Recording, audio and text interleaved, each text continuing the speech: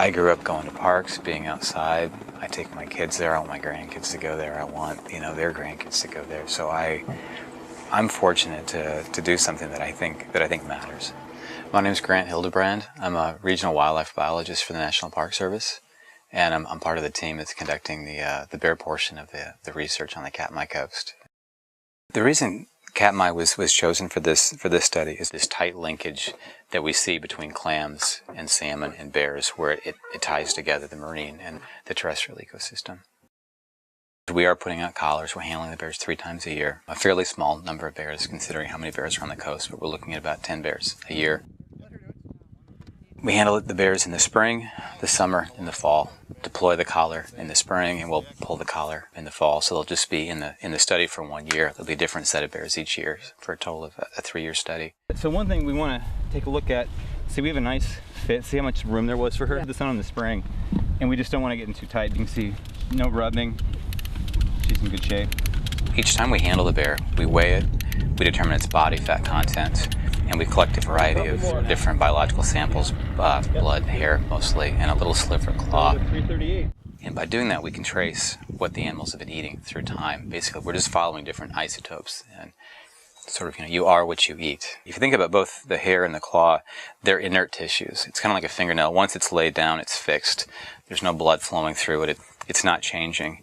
And so if you take, say, a length of a claw or a length of hair, the part that's furthest away from the bear, in essence, is the oldest. And as you move closer to the animal, you're getting a more near-term dietary signature. So you can kind of look at that through time. Blood's a little bit different in that it's an active tissue. It's constantly turning over. And so with the blood, we'll do both serum and red blood cells.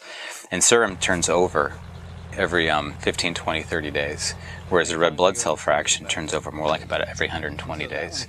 And so even out of that one sample, we're getting 2 different dietary windows, a more recent dietary history and then a longer-term dietary history. When we do the analysis, we can figure out how important is that time period, and within that time period, what are the most important resources, which ones are they actually utilizing.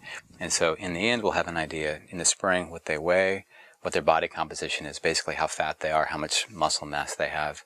That same information in the summer, and then again in the fall. So we get an idea of what they're doing kind of from an energetic standpoint through the year. But also with those changes, we can figure out what foods are most important during those time periods.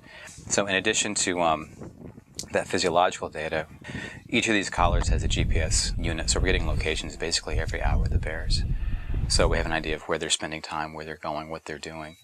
The other kind of unique thing with these GPS collars as well is they're active 24 hours a day. So we'll also get an idea if we're seeing somewhat different behaviors within a given bear, daylight versus darkness. Granted, we don't get a lot of darkness here, but also there's certainly just more human activity here in the day than there is at night, and so we may get some idea if there's some difference there also.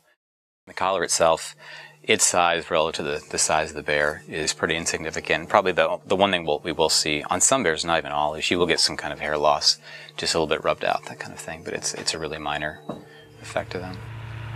And one thing that's a little bit unique here is there's so much air traffic. There's a bit less of a pursuit because they're just so used to the sound of aircraft. They don't really even start running. Even the bears that we're catching for a second time, they're not really running until we're right on them with the helicopter, which, I mean, from a stress standpoint is great because the less they run, the better. So without question, there's a level of stress to the capture. There's a level of risk to the capture. We just look for ways to minimize that any way we can.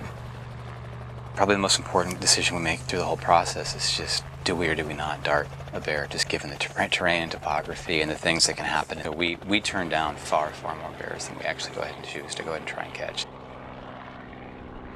I've probably handled between 800 and 900 bears at this point, and occasionally we lose bears. It's far less than 1%, but we do lose bears, and so there's always a risk, and it's something we